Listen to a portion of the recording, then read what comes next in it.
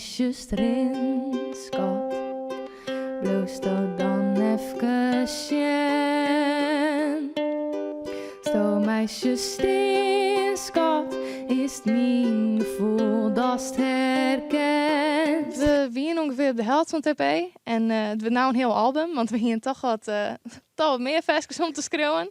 Dus ja, een sjen. Ongeveer de helft is nou opgenomen. Doe hast het toen wij, dus kruist bij oren of doe neemt het bij oren op?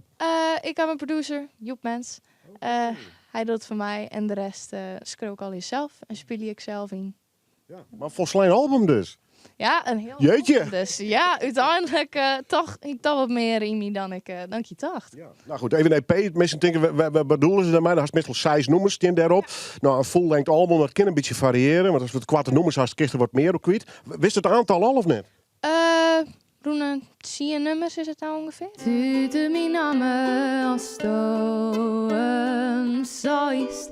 Oh, die stem, ik ken hem niet zonder. Het veel als een wonder, ik weet net waarom. Oh, je Friestalig? Al je Friestalig. Ja. Had je daar nog goed twijfelen? Engels, Nederlands, Fries? Ik ben heel zo begonnen in het Engels. Want ik weet niet, het komt makkelijk dan het gevoel in kwijt. En toen ben ik begonnen met Fries. En sindsdien is het alleen maar Fries. En merk ik dat mensen gewoon heel graag het Fries willen leren. Dus dan kom je in een soort niche terecht. En ja, nou eigenlijk alleen maar Fries. Ja. En die generatiegenoten, die waarderen dat ook? Want hoe is het broeken van het Fries eigenlijk bij die leeftijdsgenoot? Ik ken heel weinig die echt nog Fries kennen. Ik ben dus op school binnen misschien 3 die echt Fries kennen. En iedereen zei wel van, ja, maar ik versta het wel. Ja. Dus van, ja, maar als ik snel zou praten, nou, dan gaat het al snel moeilijk. Maar het is geen memmetaal dus meer? Voor de meesten eigenlijk net, nee. Ik weet dat ik alles zou doen om je slokkig te houden. Ik ga vjochten voor jongen en doosjes van mijn haren. Ik ga die vregen te vertellen als er wat misweest. Wachten tot het afschiet.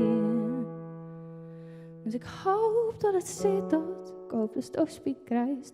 Hoop dat het is wat wie in de mis. Mooi mij dat dit is. Kamers om hoe het is gaan.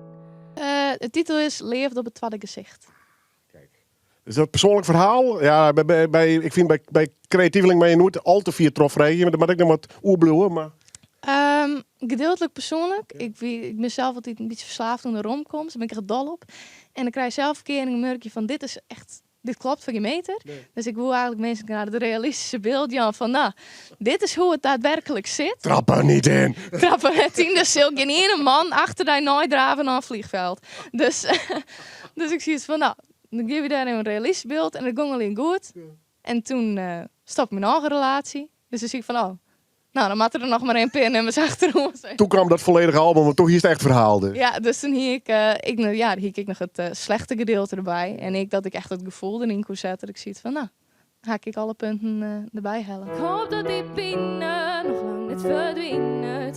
Ik al is dat misschien oneerlijk, zin nooit uit.